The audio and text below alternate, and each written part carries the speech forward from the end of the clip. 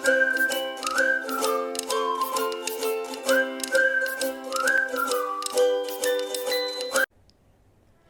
Guys, welcome back to my YouTube channel. आज के इस वीडियो में हम देखने वाले हैं जितने भी क्वेश्चन हायर एजुकेशन से पूछे गए हैं।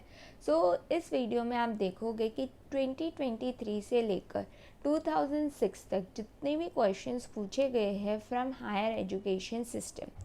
पहले हम डिस्कस करेंगे इस ईयर जो 2023 में क्वेश्चंस पूछे गए थे, एंड देन हम डिस्कस करेंगे जितने भी क्वेश्चन 2022 से लेकर 2006 तक पूछे गए हैं। आज का ये वीडियो काफ़ी ज़्यादा इम्पॉर्टेंट होने वाला है। अगर कोई क्वेश्चन आपको नहीं समझ में आ रहा है तो आप कमेंट सेक्शन में आप कमेंट कर सकते हो, मैं आपको बहुत अच्छी तरह से समझा दूंगी। आइए देखते हैं question 1। The ancient system of education in India included education of which of the following ancient text?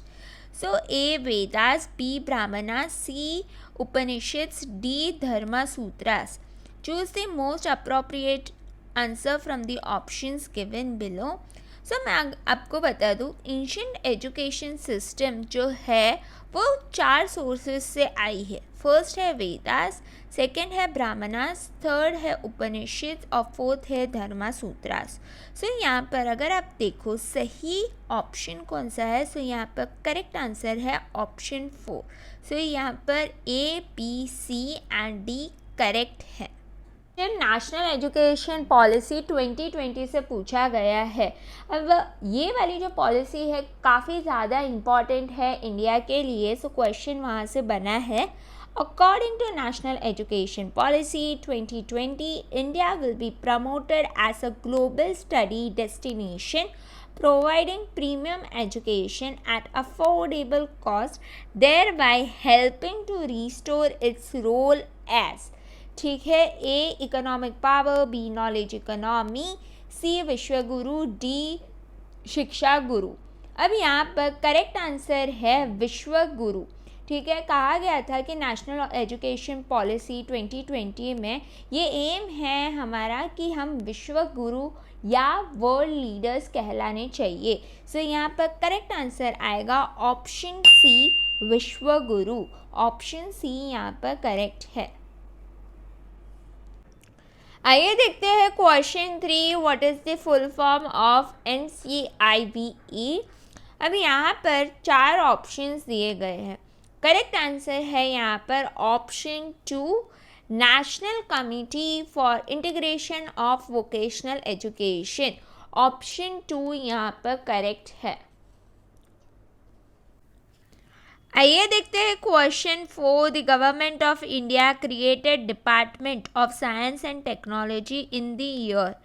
A 1990, B 1985, C 1978, D 1971। और यहाँ पर करेक्ट आंसर है ऑप्शन डी 1971। यहाँ पर करेक्ट आंसर आएगा ऑप्शन डी 1971। आइए देखते हैं question 5। What is the full form of spark? अब स्पार्क एक इम्पॉर्टेंट इनिशिएटिव है of Ministry of human resource development. इसका क्वेश्चंस पहले भी पूछे गए थे और मैंने बहुत बार बताया भी है कि इसका फुल फॉर्म भी पूछा जा सकता है। इस ईयर 2023 में हम देखते हैं कि फुल फॉर्म ऑफ स्पार्क पूछा गया है। यहाँ पर अगर आप देखो, स्पार्क का फुल फॉर्म है scheme for promotion of academic and research Collaboration. यहाँ पर अगर आप देखो ऑप्शन बी करेक्ट है, scheme for promotion of academic and research Collaboration. ये एक इम्पॉर्टेंट इनिशिएटिव है जो एम करती है to improve research ecosystem of India's higher education institution. अब यहाँ तक हमने डिस्कस किए 2023 के क्वेश्चंस। अब हम देखेंगे जितने भी क्वेश्चंस पूछे गए हैं फ्रॉम 2022 से लेकर 2006 तक। Welcome back to my YouTube channel. आज के इस वीडियो में हम देखने वाले हैं जितने भी क्वेश्चन हायर एजुकेशन से पूछे गए हैं। इस वीडियो में आप देखोगे कि 2023 से लेकर 2006 तक जितने भी क्वेश्चंस पूछे गए हैं फ्रॉम हायर एजुकेशन सिस्टम। पहले हम डिस्कस करेंगे इस ईयर जो 2023 में क्वेश्चंस पूछे गए थे, एंड देन हम डिस्कस करेंगे जितने भी क्वेश्चन 2022 से लेकर 2006 तक पूछे गए हैं। सो आज का ये वीडियो काफ़ी ज़्यादा इम्पॉर्टेंट होने वाला है। अगर कोई क्वेश्चन आपको नहीं समझ में आ रहा है तो आप कमेंट सेक्शन में आप कमेंट कर सकते हो, मैं आपको बहुत अच्छी तरह से समझा दूंगी। आइए देखते हैं question 1। The ancient system of education in India included education of which of the following ancient text? So A Vedas, B Brahmanas, C Upanishads, D Dharma Sutras. Choose the most appropriate answer from the options given below. So मैं आपको बता दूँ, ancient education system जो है वो 4 sources से आई है। First है वेदास, सेकेंड है ब्राह्मणास, थर्ड है उपनिषद और फोर्थ है धर्मा सूत्रास। सो यहाँ पर अगर आप देखो सही ऑप्शन कौन सा है, सो यहाँ पर करेक्ट आंसर है ऑप्शन 4। सो यहाँ पर A, B, C and D correct है। नेशनल एजुकेशन पॉलिसी 2020 से पूछा गया है। अब ये वाली जो पॉलिसी है काफ़ी ज़्यादा इम्पॉर्टेंट है इंडिया के लिए। सो क्वेश्चन वहाँ से बना है, according to National education policy 2020, India will be promoted as a global study destination providing premium education at affordable cost, thereby helping to restore its role as। ठीक है, A economic power, B knowledge economy, C Vishwaguru, D Shiksha Guru. अब यहाँ पर correct answer है विश्वगुरु। ठीक है, कहा गया था कि नेशनल एजुकेशन पॉलिसी 2020 में ये एम है हमारा कि हम विश्व गुरु या वर्ल्ड लीडर्स कहलाने चाहिए। सो यहाँ पर करेक्ट आंसर आएगा ऑप्शन सी विश्व गुरु। ऑप्शन सी यहाँ पर करेक्ट है। आइए देखते हैं question 3। What is the full form of NCIBE? अब यहाँ पर 4 ऑप्शंस दिए गए हैं। करेक्ट आंसर है यहाँ पर option 2, National Committee for Integration of Vocational education. Option 2 यहाँ पर करेक्ट है। आइए देखते हैं question 4। The Government of India created Department of Science and Technology in the year A 1990, B 1985, C 1978, D 1971। और यहाँ पर करेक्ट आंसर है ऑप्शन डी 1971। सो यहाँ पर करेक्ट आंसर आएगा ऑप्शन डी 1971। आइए देखते हैं question 5। What is the full form of spark? अब स्पार्क एक इम्पॉर्टेंट इनिशिएटिव है of Ministry of human resource development. इसका क्वेश्चंस पहले भी पूछे गए थे और मैंने बहुत बार बताया भी है कि इसका फुल फॉर्म भी पूछा जा सकता है। सो इस ईयर 2023 में हम देखते हैं कि फुल फॉर्म ऑफ स्पार्क पूछा गया है। सो यहाँ पर अगर आप देखो, स्पार्क का फुल फॉर्म है scheme for promotion of academic and research collaboration. So यहाँ पर अगर आप देखो ऑप्शन बी करेक्ट है, scheme for promotion of academic and research collaboration. So ये एक इम्पॉर्टेंट इनिशिएटिव है जो एम करती है to improve research ecosystem of India's higher education institution.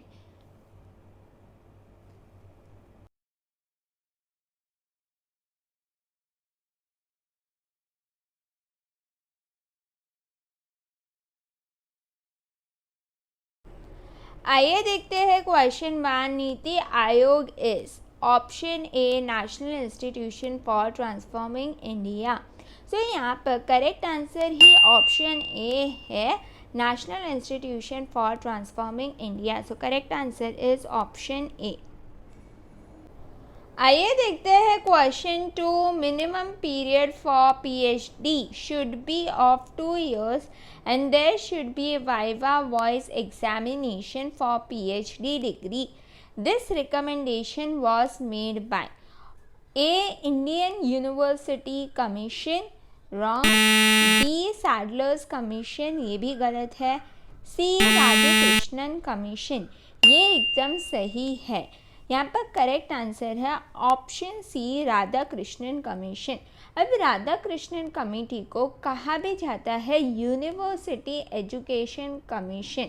अब ये जो कमीशन है काफ़ी इम्पॉर्टेंट है क्योंकि इन्होंने एंकरेज की थी वुमेंस एजुकेशन, और साथ ही में जैसे कि आप देख पा रहे हो राधाकृष्णन कमीशन ने रिकमेंड की थी कि मिनिमम पीरियड पीएचडी के लिए होना चाहिए 2 साल, और इसके सिवाय there should be viva voice examination for a PhD degree. Option C Radhakrishnan commission is the correct answer.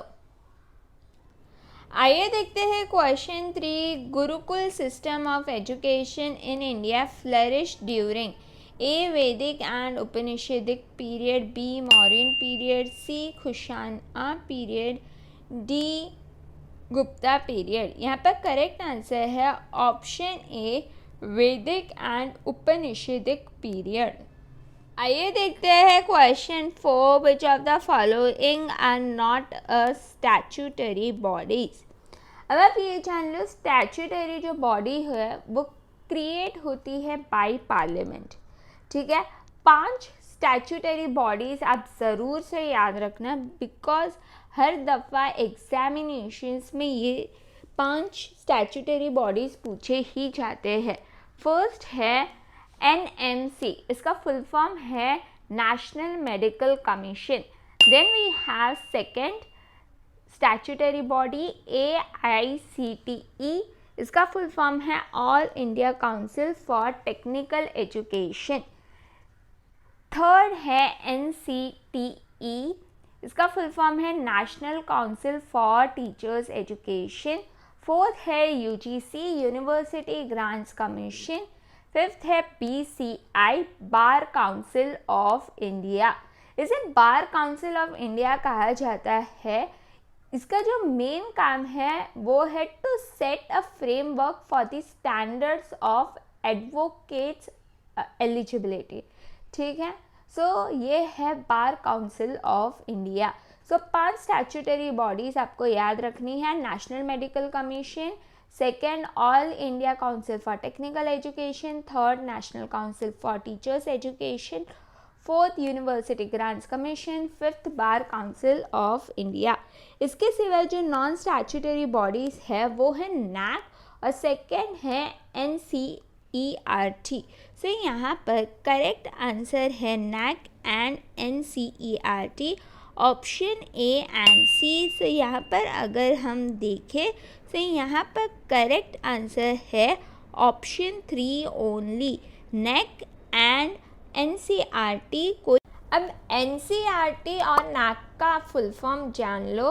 NCERT का फुल फॉर्म है national council of educational research and training. NAC का फुल फॉर्म है national assessment and accreditation council. So ये दोनों का full form आप याद रखना, और साथ ही में ये याद रखना कि ये दोनों ही नॉन स्टैट्यूटरी बॉडीज़ हैं। देखते हैं question 5। Which of the following institutions is not funding for research activities in higher education. So first है DBT, इसका फुल फॉर्म है डायरेक्ट बेनिफिट ट्रांसफ़र। अब ये जो सब्सिडी है वो डायरेक्टली जाती है पीपल के बैंक अकाउंट में, मतलब स्टूडेंट के बैंक अकाउंट में चला जाती है जो स्कॉलरशिप अमाउंट है वो। सेकेंड है DST का फुल फॉर्म है department of Science and technology. Again ये भी एक फंडिंग इंस्टीट्यूशन है। थर्ड है ICSSR, इसका फुल फॉर्म है Indian council of social science research. ये भी फंडिंग प्रोवाइड करती है इंडियन स्कॉलर्स को।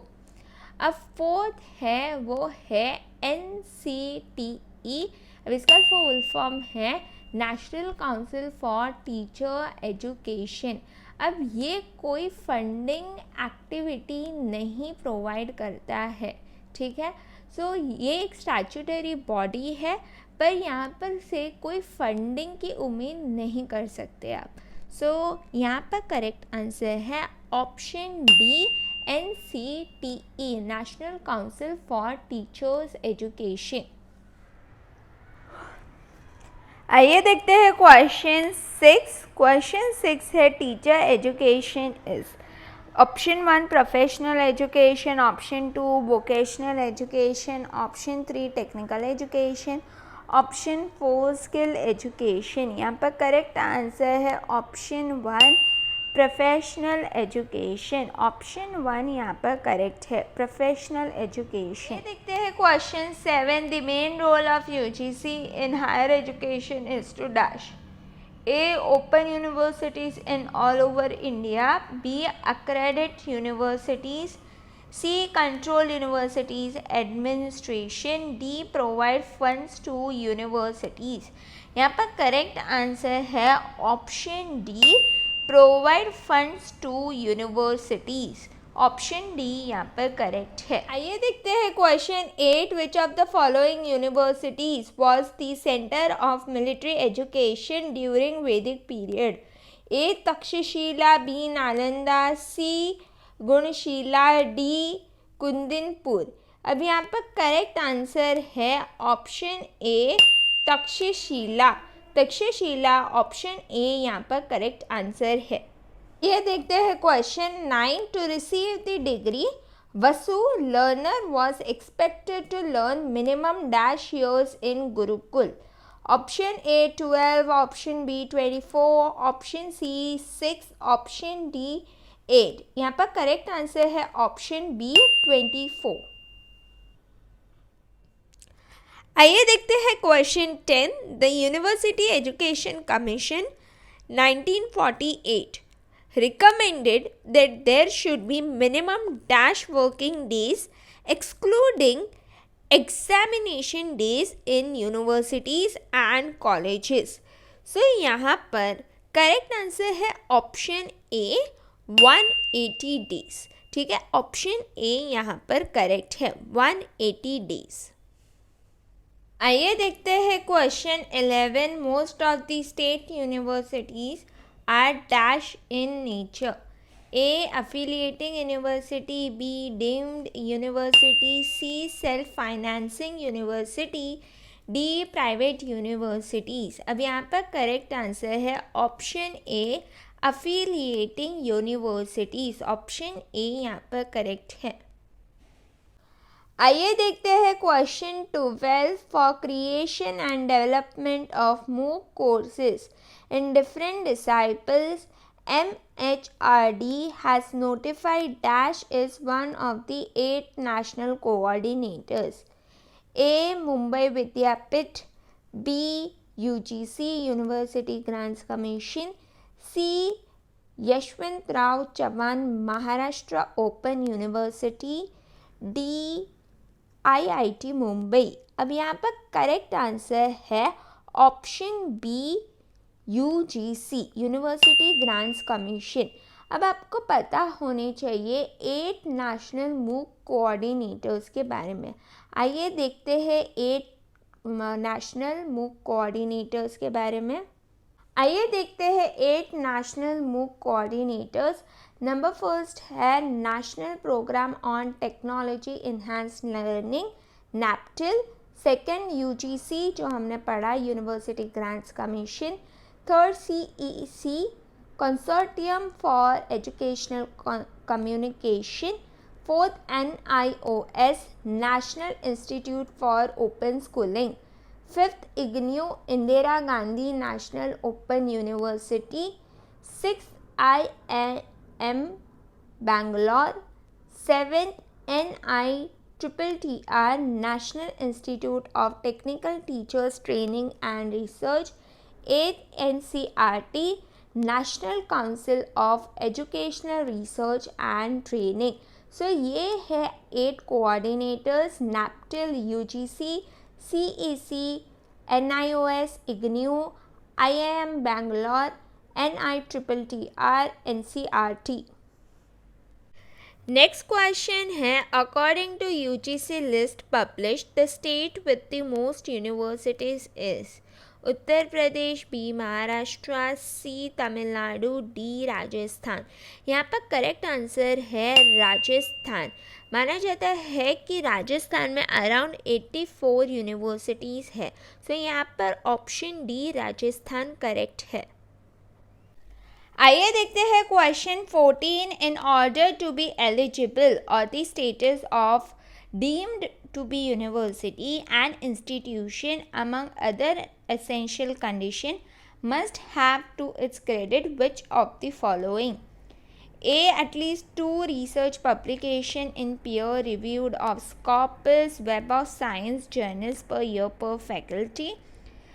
Option B, at least 5 research publications in peer reviewed of Scopus Web of Science journals per year per faculty. C, at least 1 research publication in peer reviewed of Scopus Web of Science journals per year per faculty. D, at least 3 research publication in peer reviewed journals per year per faculty. यहाँ पर correct answer है option A, at least 2 research publication in peer reviewed of Scopus Web of Science journals per year per faculty. Option A यहाँ पर correct है। आइए देखते हैं question 15। Which of the following schemes of Government of India aims to support innovative research projects that associate relevant locally need based nationally important and globally significant? A SPARK, B STRIDE, C IMPRESS, D STARS. इसका correct answer है option B STRIDE. अब ये सब के full form आप ज़रूर से याद रखना। स्पार्क का फुल फॉर्म है the scheme for promotion of academic and research collaboration. STRIDE का फुल फॉर्म है scheme for transdisciplinary research for India developing economy. IMPRESS का फुल फॉर्म है impactful policy research in social science. STARS का full form है scheme for transformational and advance research in science. So यहाँ पर correct answer है STARS, जिसका full form है STRIDE scheme for transdisciplinary research for India developing economy. आइए देखते हैं क्वेश्चन 16 अंडर गैट्स। गैट्स का यहाँ पर फुल फॉर्म है General Agreement on Trade in Services. Higher education policies are to be framed by which of the following departments? 1. Education, 2. External Affairs, 3. Commerce and Trade, 4th Urban Planning. यहाँ पर correct answer है option 3 commerce and trade यहाँ पर correct answer है। आइए देखते हैं question 18। Assertion central universities are considered elite higher education institutions in India. Reason: despite their elitist image, this institution do not find place in the top order of international ranking. In the light of the above statement, choose the correct answer from the options given below. So, अगर आप assertion देखो तो वो भी true है और reason भी true है, पर असर्शन जो है वो रीज़न का करेक्ट एक्सप्लेनेशन नहीं है। सो यहाँ पर करेक्ट आंसर है option 2 both assertion and reason are true but reason is not the correct explanation of assertion. Question 19. Which was the first open university in India? A. Dr. B.R. Ambedkar Open University, B. Yashwantrao Chavan Maharashtra Open University, C. Indira Gandhi National Open University, D. Netaji Subhas Open University. यहाँ पर correct answer है option A doctor B.R. Ambedkar open University. Option A यहाँ पर correct है। आइए देखते हैं question 20। A unit by which the course work is measured.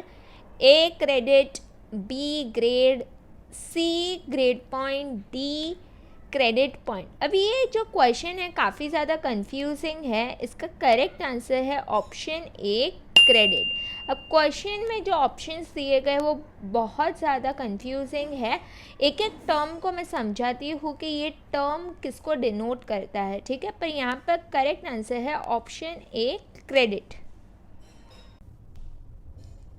अब यहाँ पर सबसे इजी कॉन्सेप्ट ग्रेड का है। ग्रेड क्या होता है? लेटर ग्रेड, जैसे ओ, ए प्लस, ए, बी प्लस, बी, सी, एफ, ये सारे हो गए लेटर ग्रेड, ये होता है ग्रेड। नेक्स्ट है ग्रेड पॉइंट। अब ग्रेड पॉइंट का मतलब होता है पॉइंट जो लेटर ग्रेड को हम देते हैं ऑन 10 पॉइंट स्केल, मतलब 8 पॉइंट, 6 पॉइंट, 7 पॉइंट, ये हो गए grade point.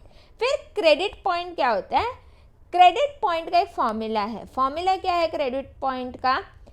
Grade point into number of credits for a course, मतलब प्रोडक्ट है ये of grade point and number of credits for a course.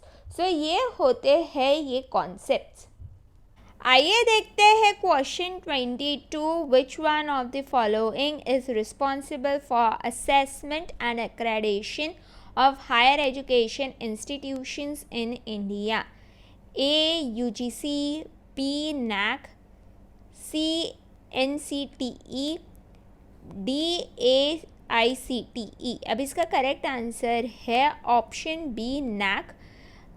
काफ़ी ज़्यादा इजी क्वेश्चन है ये। इसका फुल फॉर्म है national assessment and accreditation council. Next है question 23। Which one of the following agency is to formulate policies of higher education? A. UGC, B. MHRD, मतलब ministry of human resource development, C. NCERT, इसका full form है national council of educational research and training, D. NAC, national assessment and accreditation council. So यहाँ पर correct answer है option B, ministry of human resource and development, MHRD। यहाँ पर correct answer है option B, सही option है। आइए देखते हैं question 24। Which one of the following e repository is for doctoral research of Indian university? So काफ़ी ज़्यादा इजी है इसका आंसर। इसका करेक्ट आंसर है ऑप्शन बी, शोध गंगा।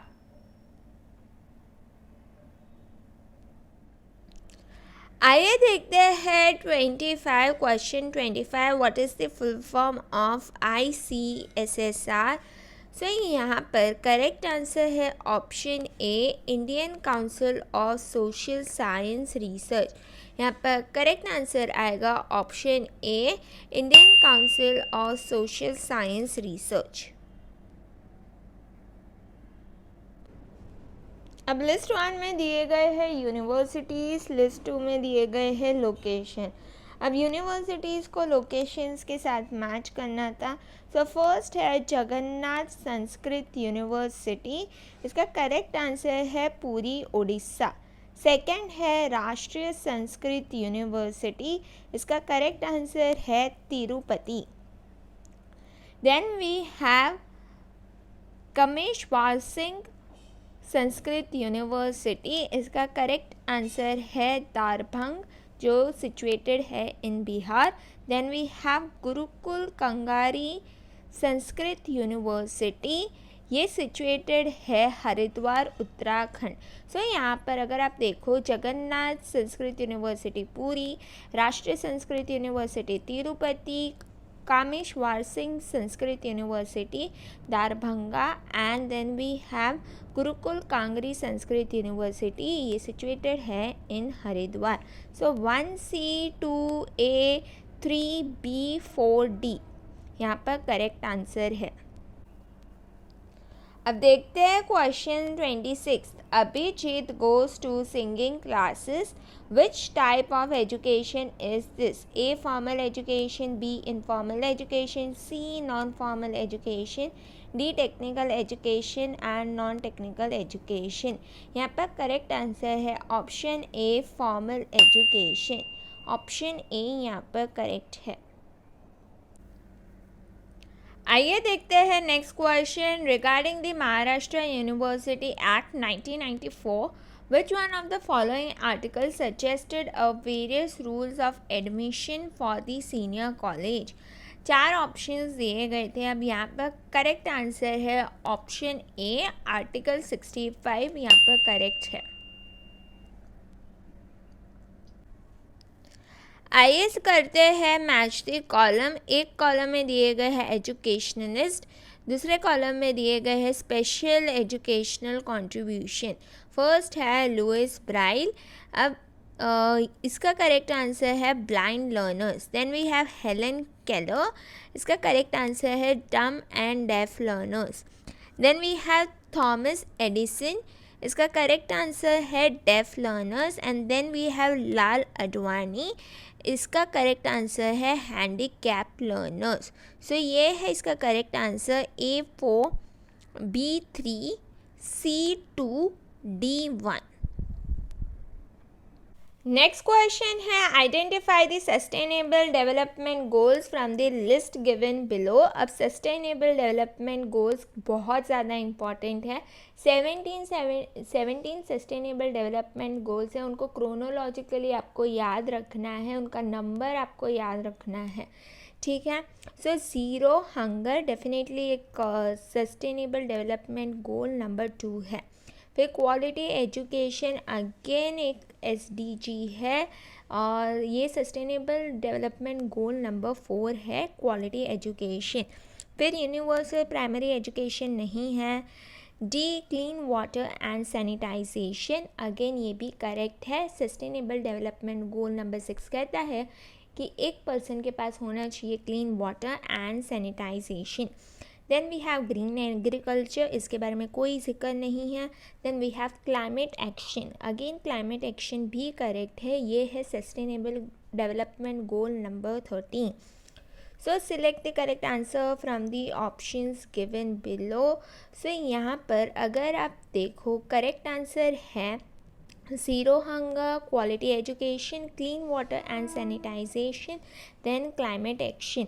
सो यहाँ पर करेक्ट आंसर है option number 4, A, B, D and F only. यहाँ पर ये करेक्ट है. यहाँ पर क्वेश्चन 31 है consider the following statements. A, the Millennium Development Goals were to be achieved by 2015.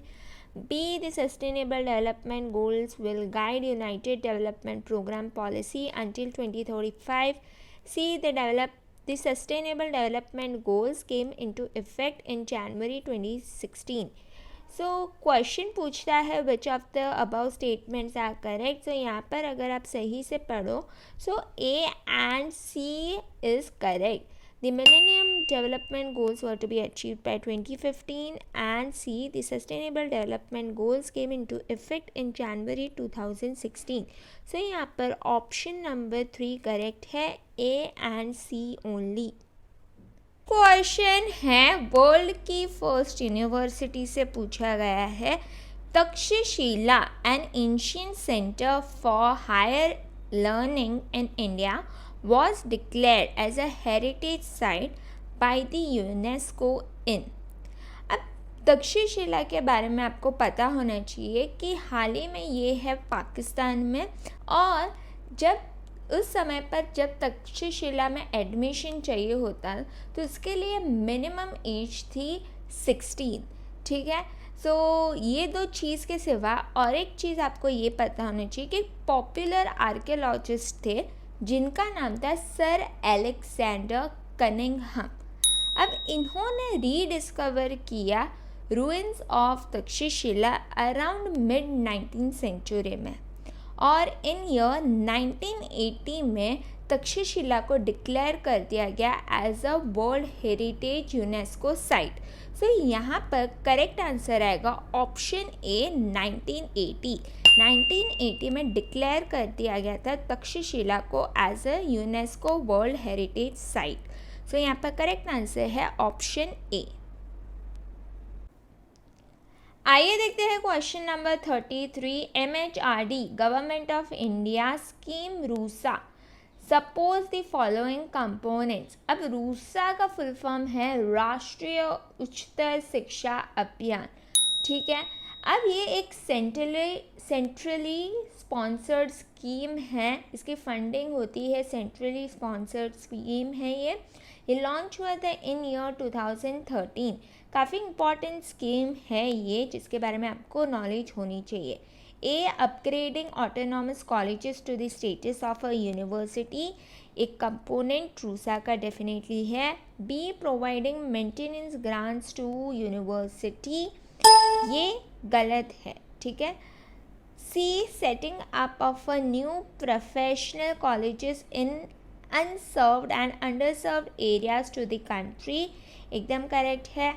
D, providing infrastructure grants to colleges and universities to scale up a capacity, एकदम correct है।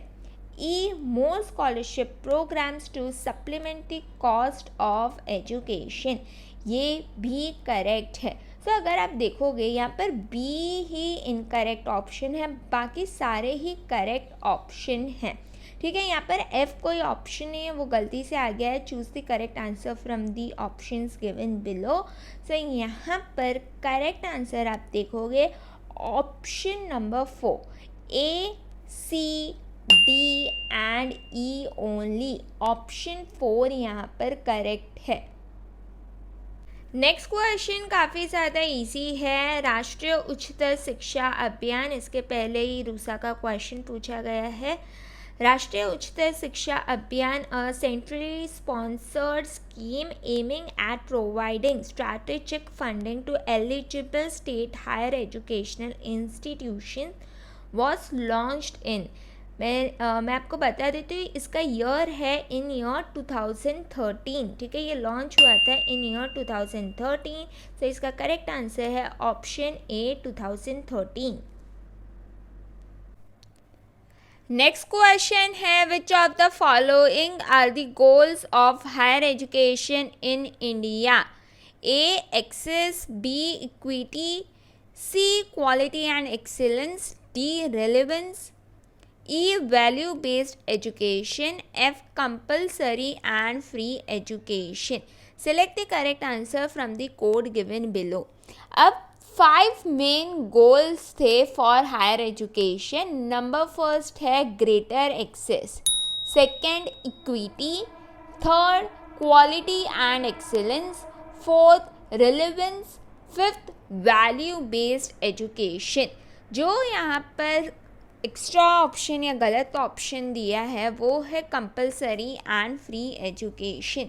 So यहाँ पर अगर आप देखो सही आंसर है A, B, C, D and E only. तो यहाँ पर करेक्ट आंसर आएगा option C, access, equity, quality and excellence, relevance, value based education, option C यहाँ पर करेक्ट है। देखते हैं next question, question 36, which of the following are the demerits of globalization of higher education? A, exposure to global curriculum, B, promotion of elitism in education, C, commodification of higher education, D, increase in the cost of education. Select the correct answer from the code given below. So यहाँ पर अगर आप देखो 3 demerits हैं, ठीक है। क्या है? Option B, promotion of elitism in education, C, commodification of higher education, D, increase in the cost of education. So यहाँ पर करेक्ट आंसर है ऑप्शन सी, ठीक है।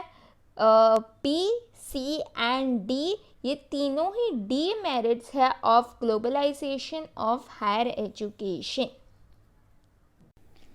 आइए देखते हैं question 37, which of the following statements are correct about deemed universities? Number 1, the governor of the state is the chancellor of deemed universities. 2, they can design their own syllabus and coursework. 3rd, they can frame their own guidelines regarding admission and fees. Number 4, they can grant degrees. अभी यहाँ पर correct about deemed university है. Number 2, they can design their own syllabus and coursework. Number 3, they can frame their own guidelines regarding admission and fees. Number 4, they can grant degrees. Select the correct answer from the options given below. So यहाँ पर सही code आएगा 2, 3, 4. तो यहाँ पर option B correct है 2, 3, 4.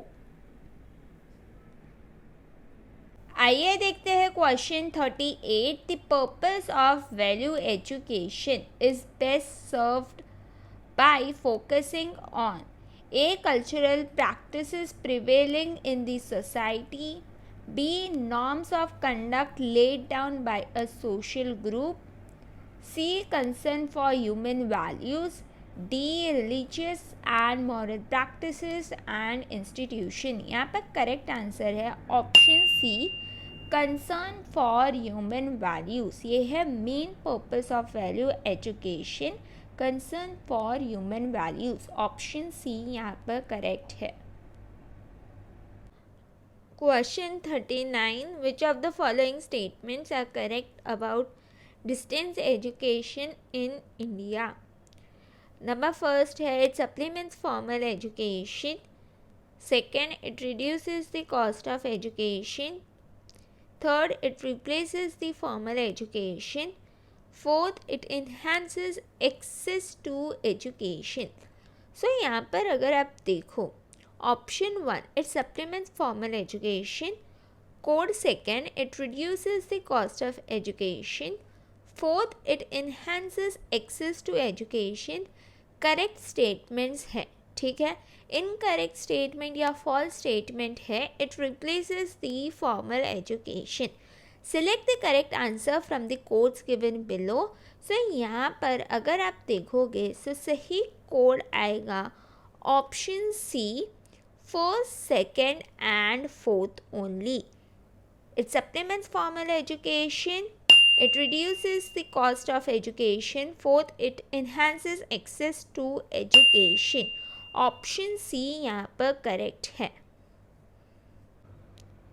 Let's have a look at question 40. Which of the following statements are correct about the powers of the governor of a state? First, he has the power to dissolve the legislative assembly. ठीक है, ये एकदम correct है. ये power है governor of state के पास. Second, he has the power to appoint जजेस of the state high court. अब ये स्टेटमेंट गलत है क्योंकि ये पावर दी गई है प्रेसिडेंट को. Third, he has the power to grant pardon in case of death sentence. पूछता है in case of capital punishment, तो ये पावर है कि वो ग्रांट कर सकता है, मतलब पार्डन दे सकता है. सो ये गवर्नर के पास ये पावर नहीं, पर प्रेसिडेंट के पास ये पावर है. He has diplomatic powers. Again president के पास होती है डिप्लोमेटिक पावर्स. सो यहाँ पर अगर आप देखो ऑप्शन नंबर 1 ही करेक्ट है. He has the power to dissolve the legislative assembly. Select the correct answer from the codes given below. So over here, correct answer is option A, only 1 is correct. In which of the following cases must the principle of natural justice hear the other party be followed? First, dismissal of an employee, correct है. Supersession of a municipality, एकदम correct है. Third, threat to national security, नहीं, ठीक है, यहाँ पर नहीं है. Fourth, disciplinary action against a student or an employ, ये भी करेक्ट है. So select the correct answer from the codes given below.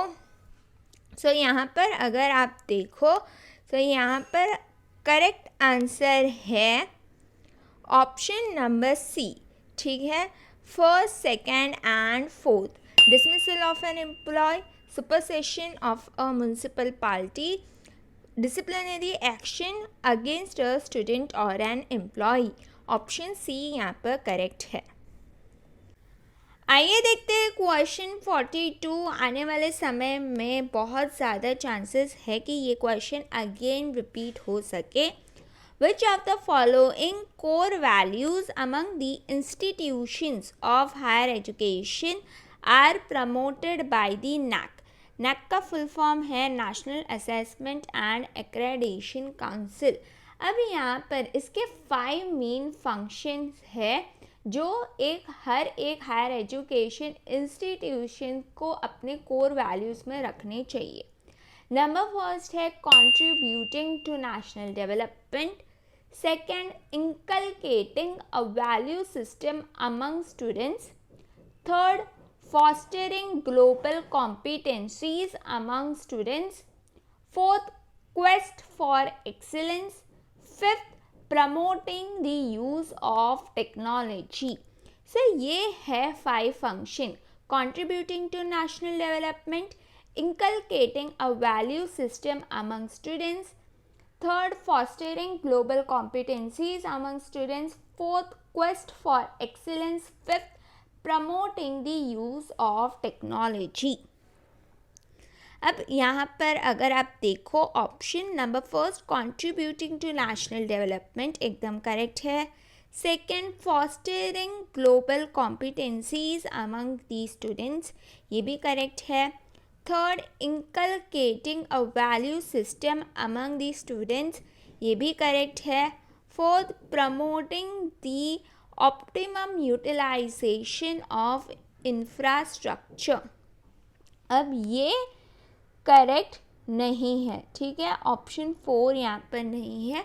Promoting the use of technology है पर कहीं भी promoting the optimum utilization of infrastructure नहीं है। यहाँ पर अगर आप देखो फर्स्ट, सेकेंड और थर्ड ये तीनों ही कोड करेक्ट है। यहाँ पर अगर आप देखो ऑप्शन नंबर बी, मतलब ऑप्शन नंबर नहीं, ऑप्शन बी यहाँ पर करेक्ट है, ठीक है। ऑप्शन बी यहाँ पर करेक्ट है, first, second and third.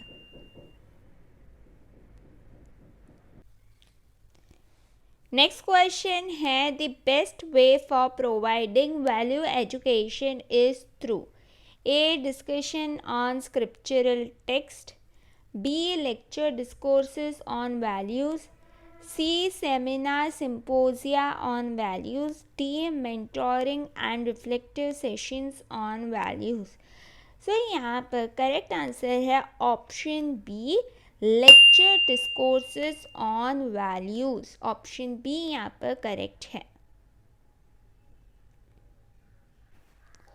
Next question है which of the following are the objectives of राष्ट्रीय उच्चतर शिक्षा अभियान रूसा। ठीक है, अब मैं रूसा पे डिटेल वीडियो बनाऊंगी, उसमें आपको ऑब्जेक्टिव्स मैं आपको डिटेल में समझाऊंगी। पर यहाँ पर हम देखते हैं कि कौन कौन से ऑब्जेक्टिव्स पूछे गए हैं, ठीक है, और कौन सा करेक्ट है। To improve the overall quality of state institutions एकदम करेक्ट है, ये वन ऑफ द ऑब्जेक्टिव्स है of RUSA. B, to ensure adequate availability of quality faculty, ये भी करेक्ट है। C, to create new institutions through upgradation of existing autonomous college, अब ये भी करेक्ट है। D, to downgrade universities with poor infrastructure into autonomous colleges, ये गलत है, ठीक है। Downgrade universities with poor infrastructure ये गलत है, ये यहाँ पर कोई ऐसा जिक्र नहीं किया गया है इन दी ऑब्जेक्टिव्स ऑफ रूसा।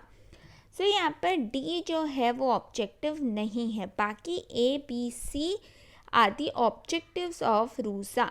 चलिए देखते हैं यहाँ पर करेक्ट ऑप्शन कौन सा है। हम जैसे कि देख पा रहे हैं ऑप्शन बी यहाँ पर करेक्ट है, फर्स्ट, सेकेंड एंड थर्ड यहाँ पर करेक्ट है।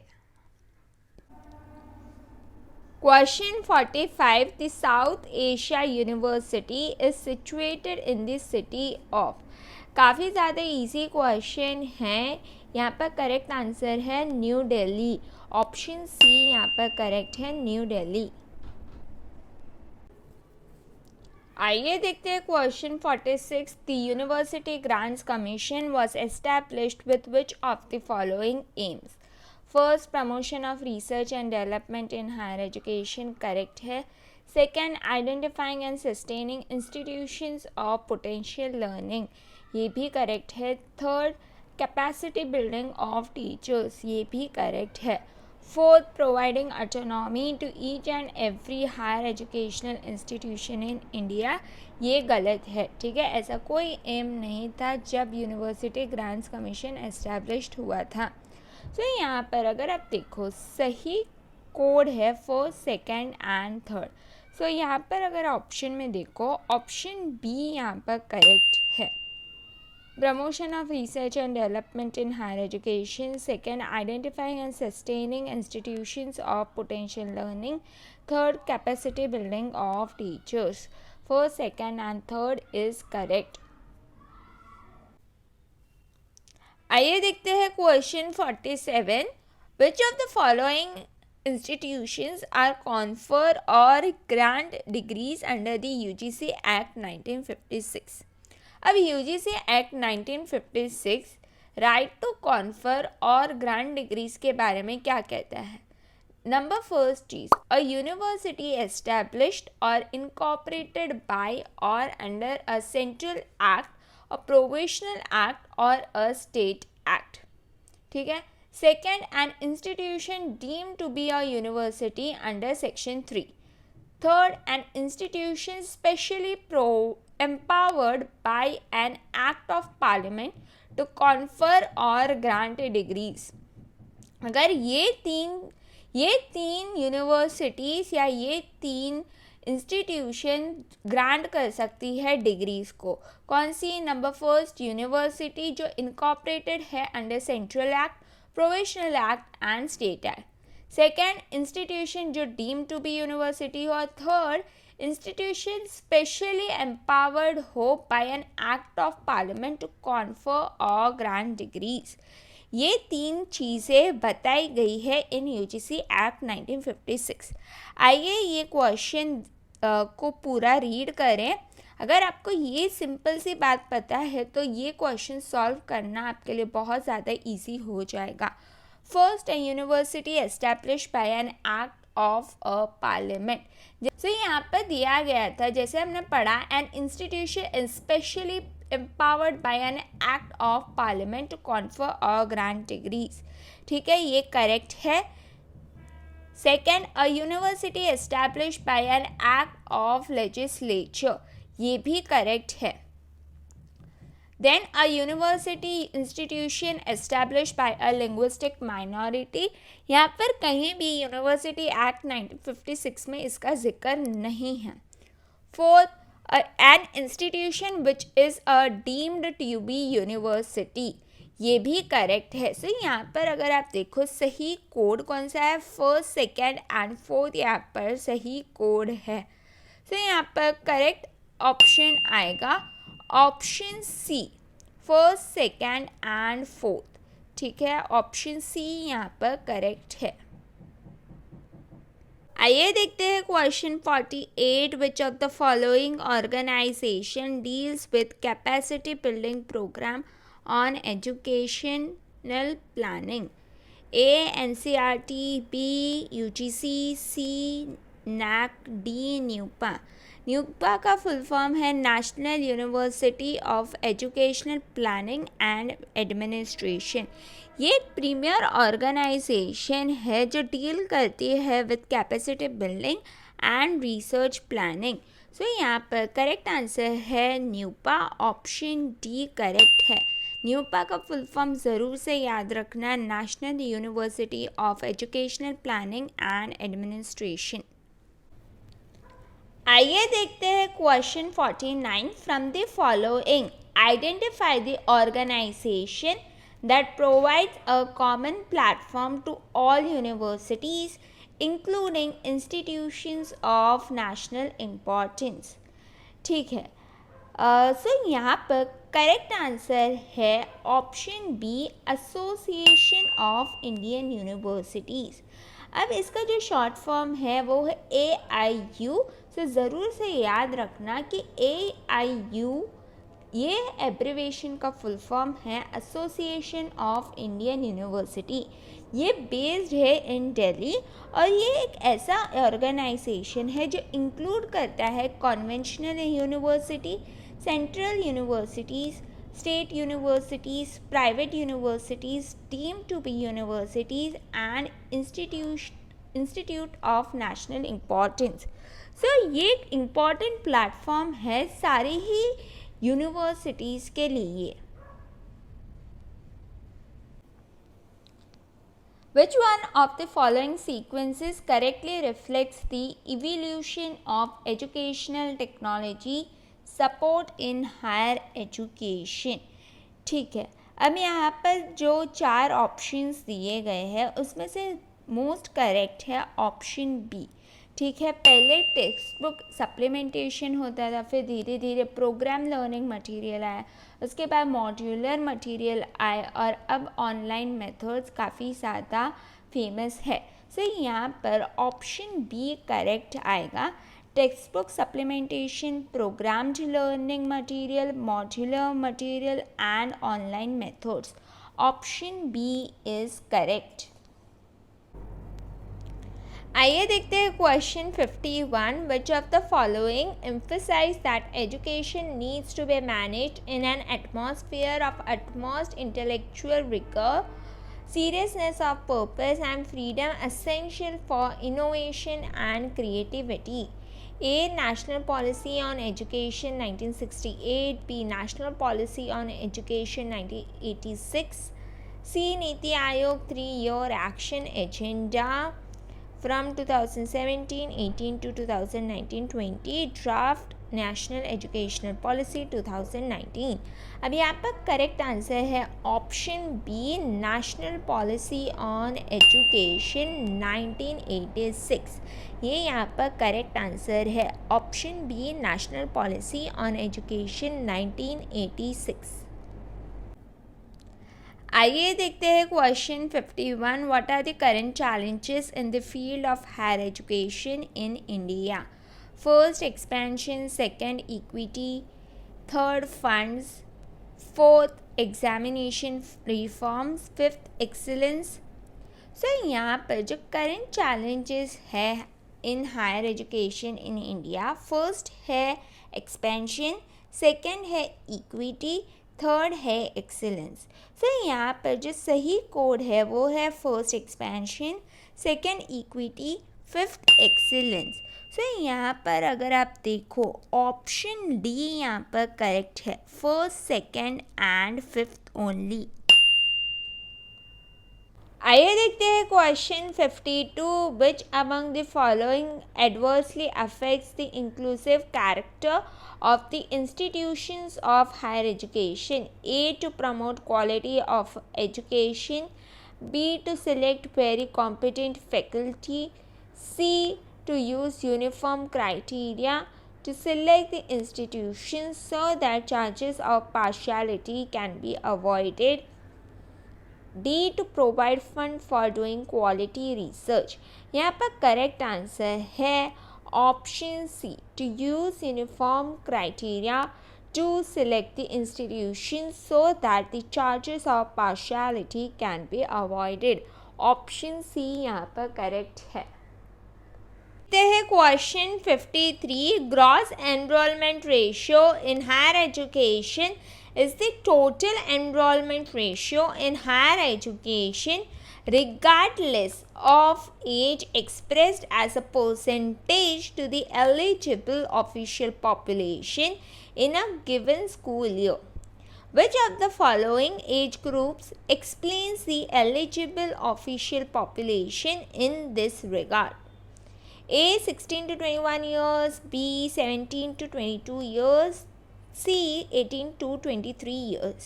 अब यहाँ पर करेक्ट आंसर है option C, 18 to 23 years. Next question match the column है. लिस्ट 1 में दिए गए हैं ICT initiatives of Ministry of human resource Development. दूसरे साइड लिस्ट 2 में दिए गए हैं their benefits for students and researchers. A Swayam. अब स्वयं का फुल फॉर्म प्लीज़ याद रखना. स्वयं का फुल फॉर्म है study webs of active learning for young aspiring minds. इसका करेक्ट आंसर है to earn credits through online courses. Then we have Swayam Prabha, इसका करेक्ट आंसर है to watch high quality educational programmes. Then we have EPG Pathshala, इसका correct answer है option list 2 में number 2 to get free books and curriculum based e content.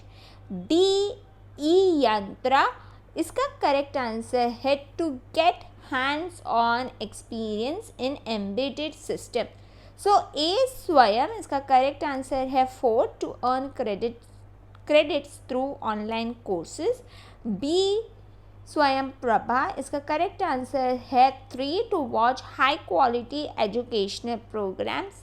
C EPG Pathshala, इसका correct option है second to get free books and curriculum based e content.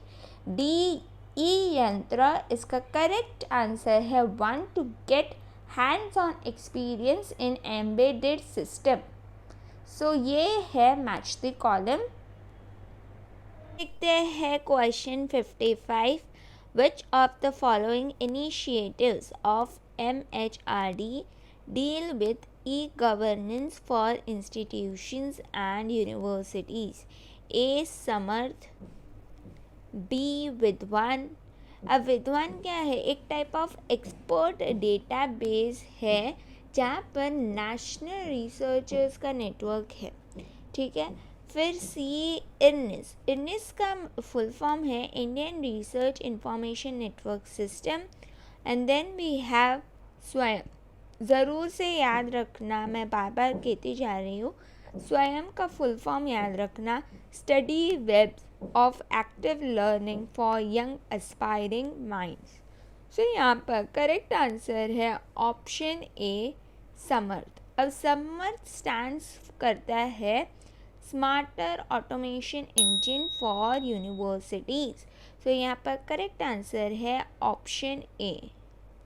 आइए देखते हैं question 56, value education makes a student A good citizen, B successful businessman, C popular teacher, D efficient manager. यहाँ पर correct answer है option A good citizen. Option A यहाँ पर correct है।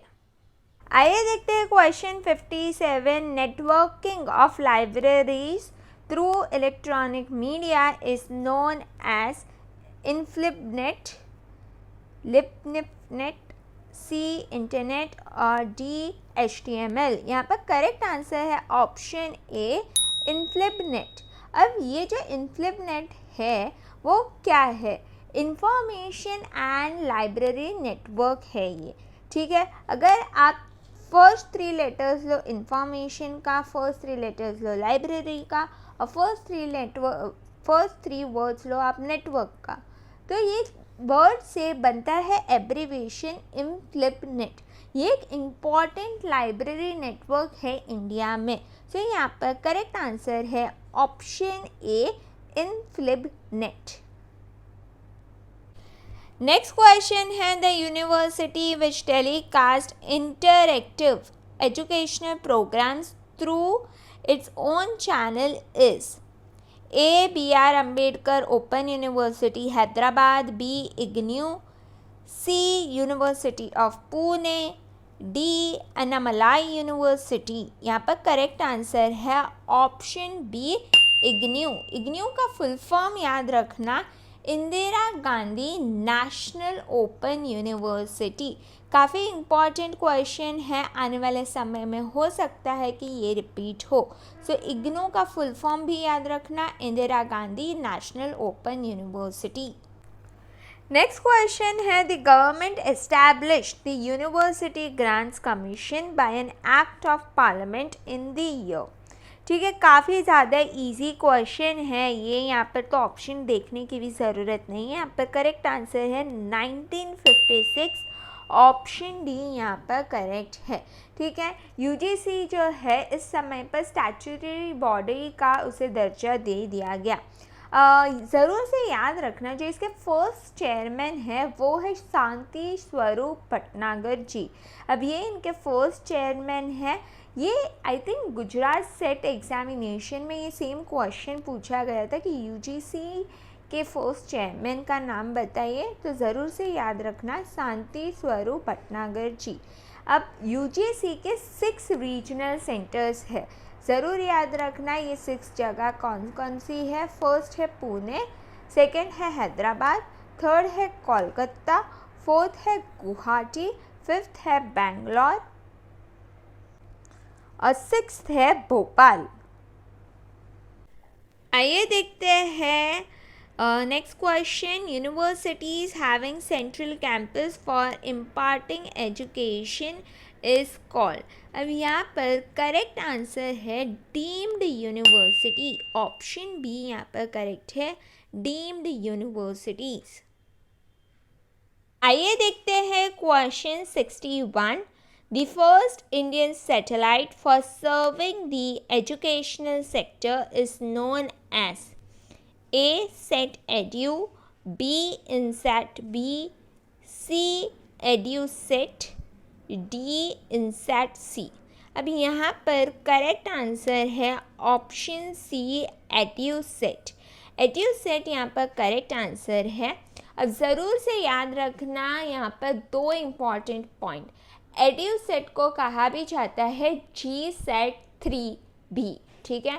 और सेकेंड बात ये है कि ये एक इंडियन कम्युनिकेशन सैटेलाइट है, मतलब ये इंडिया की फर्स्ट सैटेलाइट है जो स्पेशली डेडिकेटेड है टू एजुकेशन। सो यहाँ पर करेक्ट आंसर है ऑप्शन सी, EDUSAT। क्वेश्चन है exclusive educational channel is known as A Gyan Darshan, B Gyanvani, C Doordarshan, D Prasar Bharati. अब इसका करेक्ट आंसर है option A, Gyan Darshan.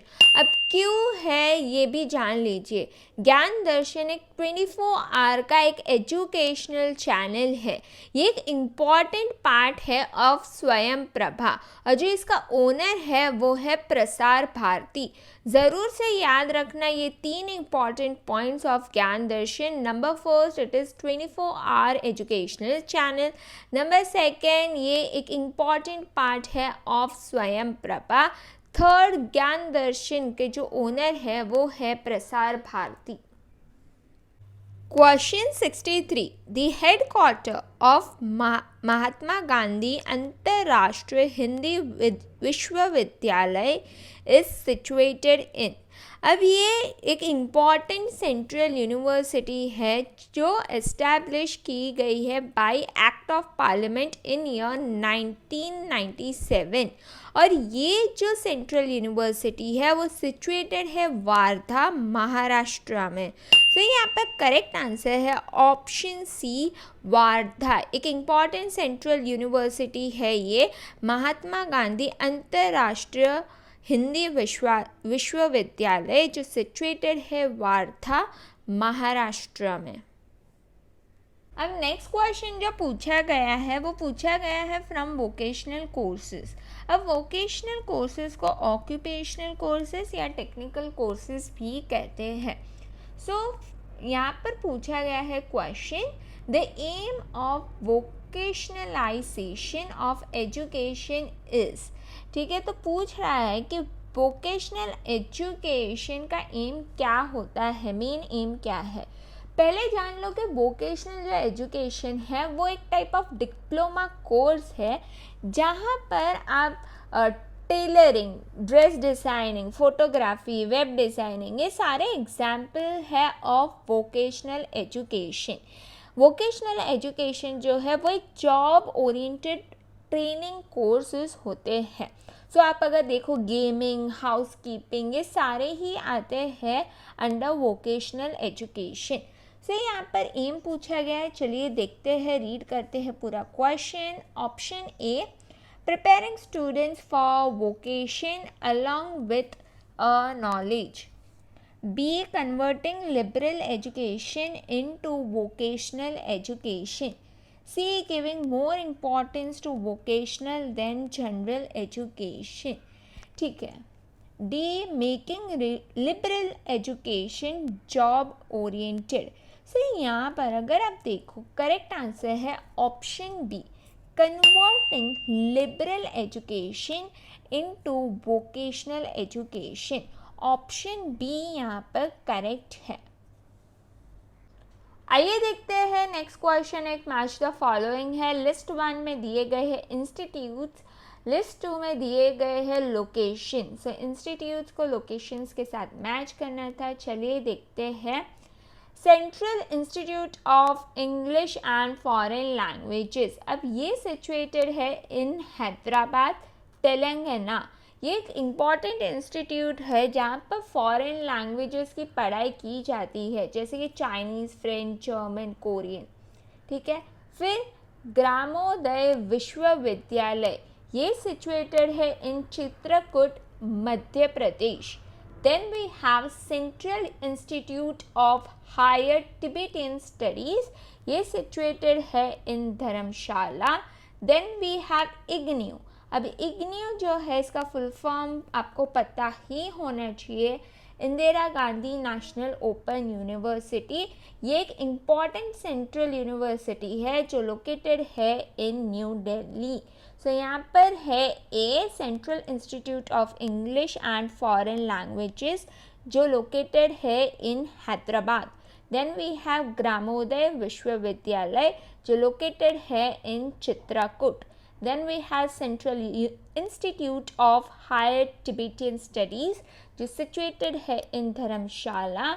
Then we have IGNOU जो सिचुएटेड है इन न्यू दिल्ली। आइए देखते हैं question 66। NAAC is an autonomous institution under the aegis of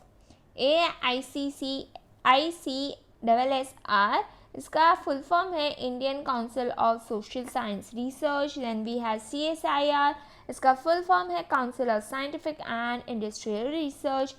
C, then we have AICTE जिसका full form है all India council for technical education. Then we have UGC university grants commission. So NAAC एक autonomous institution है under UGC university grants commission. Option D यहाँ पर correct है, option D. आइए देखते हैं question 67। National council for women's education was established in.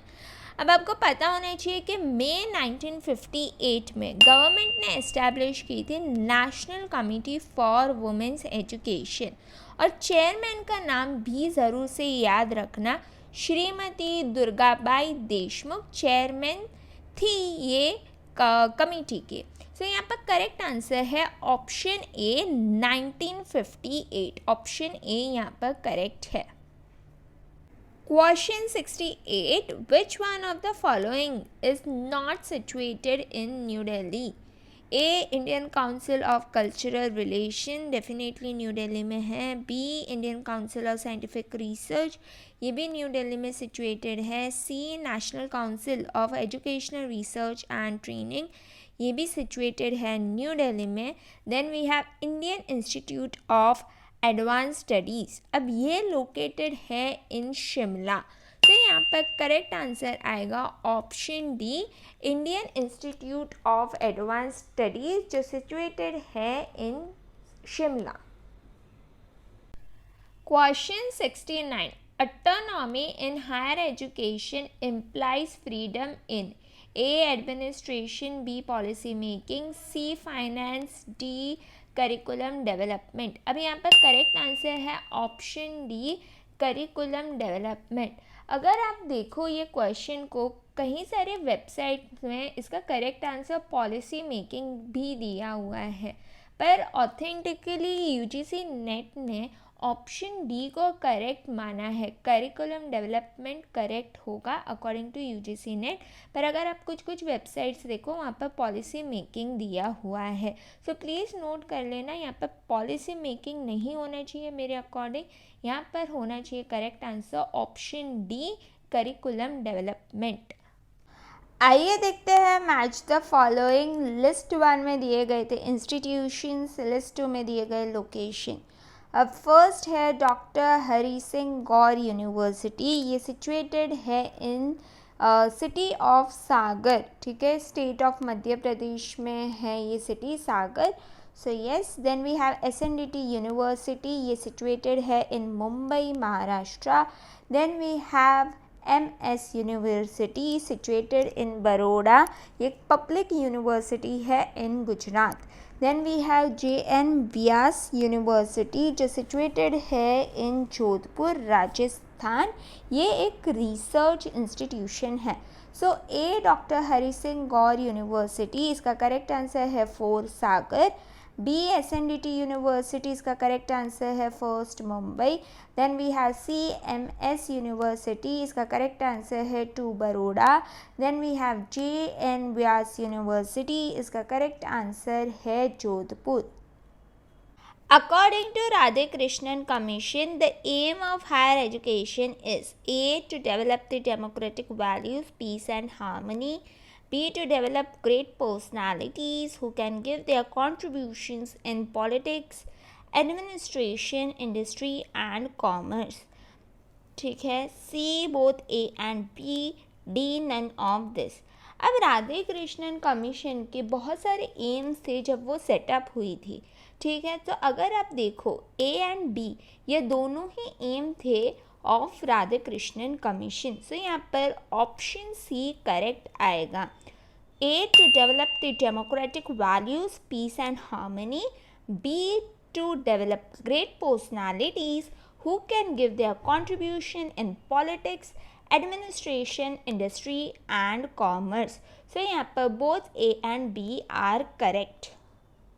आइए देखते हैं question 72। The National Museum at New Delhi is attached to। अब जो नेशनल म्यूज़ियम है इन न्यू दिल्ली वो एक one of the largest museums है इन इंडिया। ये एस्टैब्लिश्ड हुई थी इन ईयर 1949 और ये अटैच्ड है, मतलब ये एक पार्ट है of ministry tourism and culture. So यहाँ पर करेक्ट आंसर आएगा option D, part of ministry tourism and culture. Option D यहाँ पर करेक्ट है। आइए देखते हैं question 73। Election of rural and urban local bodies are conducted and ultimately supervised by. अगर आपने आर्टिकल 326 जिसे यूनिवर्सल अडल्ट फ्रेंचाइजी भी कहा जाता है, अगर उसको आपने डिटेल में पढ़ा है तो ये सॉल्व करने के लिए आपको बहुत ज़्यादा इजी हो जाएगा। अब ये आर्टिकल 326 बात करता है अबाउट राइट टू वोट, ठीक है। सो यहाँ पर करेक्ट आंसर आएगा option A, election commission of India.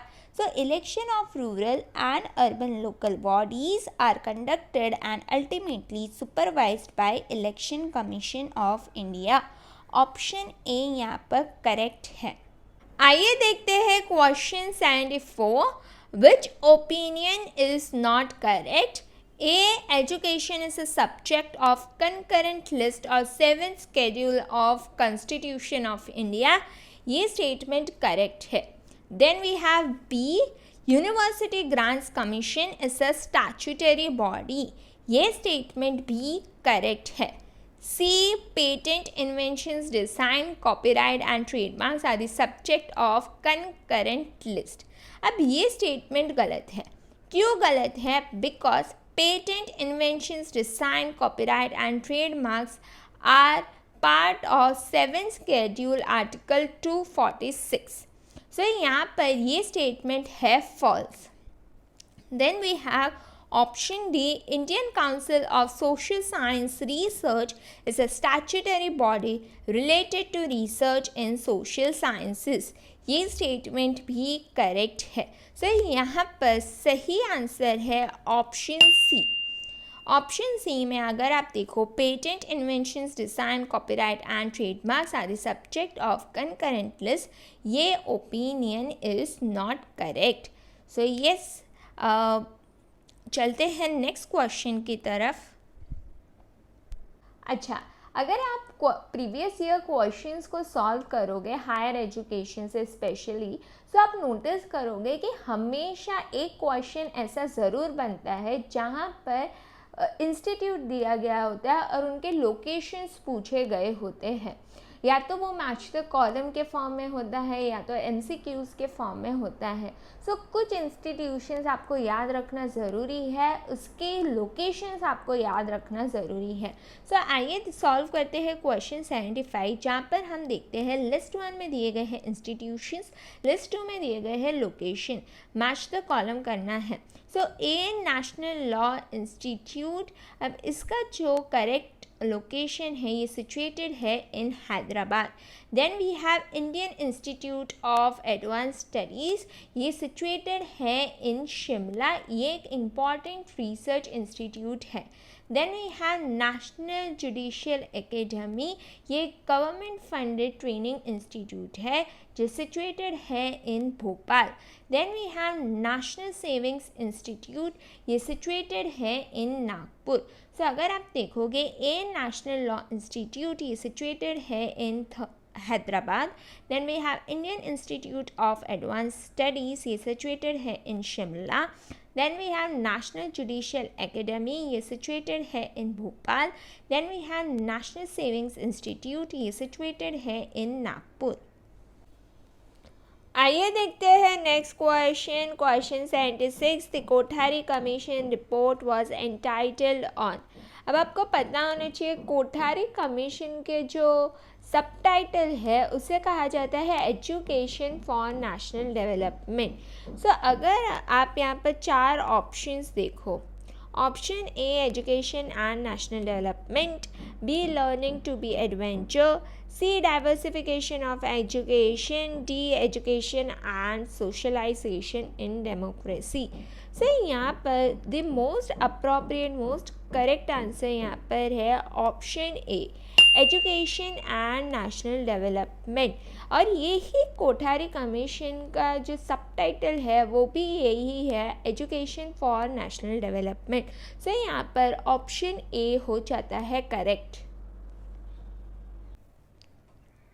आइए देखते हैं question 77, which of the following is not a dual mode university. अब जो ये यूनिवर्सिटीज़ होती है डुअल मोड यूनिवर्सिटी, ये एजुकेशन देती है with support of conventional and non conventional modes के ज़रिए। सो अगर आप देखो दिल्ली यूनिवर्सिटी एक डुअल मोड यूनिवर्सिटी है, बी बेंगलोर यूनिवर्सिटी भी डुअल मोड यूनिवर्सिटी है। उसके बाद मद्रास यूनिवर्सिटी भी डुअल मोड है, डी इग्न्यू। अब मैं बता दूँ UGC ने कहा है कि आने वाले समय में इग्न्यू डुअल मोड यूनिवर्सिटी बनेगी, पर अभी तक इग्न्यू डुअल मोड यूनिवर्सिटी बनी नहीं है।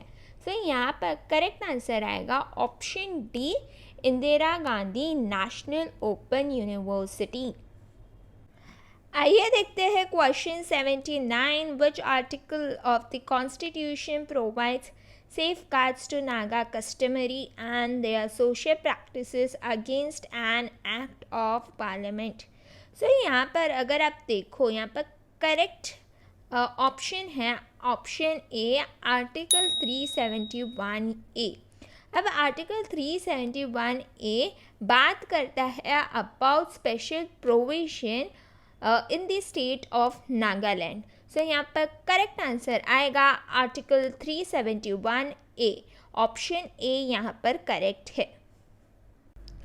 आइए देखते हैं question 80, which one of the following is not the tool of good governance. A right to information, B citizens charter, C social auditing, D judicial activism. सो यहाँ पर करेक्ट आंसर आएगा option D judicial activism. आइए देखते हैं question 81, India's first defence university is in the state of A Haryana, B Andhra Pradesh, C Uttar Pradesh, D Punjab. So यहाँ पर अगर आप देखो करेक्ट आंसर आएगा option A Haryana. So India की जो नेशनल डिफेंस यूनिवर्सिटी है जिसे इंदू भी कहा जाता है, ये सिचुएटेड है इन बेनोला विलेज जो गुरुग्राम डिस्ट्रिक्ट में है ऑफ हरियाणा। सो ये बात ज़रूर से याद रखना कि हमारे इंडिया की फर्स्ट डिफेंस यूनिवर्सिटी सिचुएटेड है इन हरियाणा। सो यहाँ पर करेक्ट आंसर आएगा ऑप्शन ए। आइए देखते हैं question 82। Most of the universities in India A. Conduct teaching and research only. B. Affiliate colleges and conduct examinations. C. Conduct teaching, research and examinations. D. Promote research only. So यहाँ पर correct answer आएगा option C. Conduct teaching, research and examinations. So यहाँ पर correct answer है option C. आइए देखते हैं question 83। The first open university in India was set up in the state of A Andhra Pradesh, B Delhi, C Himachal Pradesh, D Tamil Nadu. अब यहाँ पर करेक्ट आंसर है ऑप्शन ए आंध्र प्रदेश। अब आपको पता होना चाहिए कि first open university of India का नाम है आंध्र प्रदेश ओपन यूनिवर्सिटी। अब इन ईयर 1991 में इसका नाम चेंज हो गया doctor BR Ambedkar open university. So ज़रूर से याद रखना कि इंडिया की फर्स्ट ओपन यूनिवर्सिटी का नाम है Andhra Pradesh open university. Later on इसको रीनेम कर दिया गया as doctor BR Ambedkar open university on 7 December 1991। So यहाँ पर करेक्ट आंसर आएगा ऑप्शन ए आंध्र प्रदेश। आइए देखते हैं question 84। Which one of the following statements is not correct about the university grants commission. A. It was established in 1956 by an act of parliament. ये statement correct है। B. It is tasked with promoting and coordinating higher education. ये statement भी correct है। Then C. It receives planned and non planned funds from the central governments. ये statement भी correct है। D. It receives funds from state government in respect of state universities. अब UGC को कोई funds नहीं मिलते हैं from state government. So D जो स्टेटमेंट है वो इनकरेक्ट है, मतलब फॉल्स है ये स्टेटमेंट। सो यहाँ पर करेक्ट आंसर आएगा option D. It receives funds from state governments in respect of state universities. अब यूनिवर्सिटी ग्रांट्स कमीशन एक इम्पॉर्टेंट टॉपिक है जो हर एक स्टूडेंट्स को डिटेल में पढ़ना चाहिए अगर वो NTA नेट की प्रिपरेशन कर रहे हैं तो। सो यूनिवर्सिटी ग्रांट्स कमीशन से हर टाइम एक क्वेश्चन बन ही जाता है। सो प्लीज़ UGC इस बॉडी को बहुत ज़्यादा डिटेल में पढ़िए, अच्छी तरीके से पढ़िए। I hope you found the video helpful, and if you did then do like, share and subscribe to my channel. You can also follow me on Instagram and Facebook for UGC Net updates. Happy learning!